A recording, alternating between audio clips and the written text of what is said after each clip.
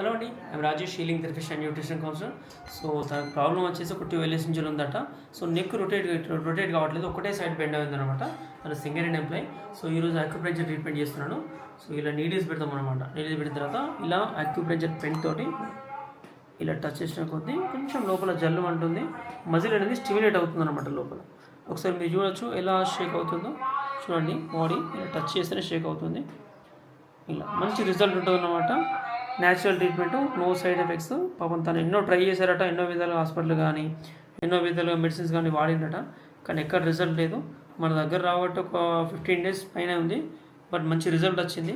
ఇప్పుడు రొటేట్ చాలా ఈజీగా రొటేట్ అవుతుంది, బట్ ఇంకా పూర్తి లెవెల్లో రావట్లేదు నెక్, బట్ వచ్చేస్తుంది తొందరలోనే.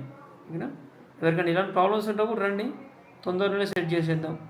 లాంగ్ టైం కాబట్టి కొంచెం లాంగ్ టైం తీసుకుంటుంది, షార్ట్ టైం అయితే తొందర అయిపోతుంది. థ్యాంక్ యూ అండి. మన ఛానల్ సబ్స్క్రైబ్ చేయండి.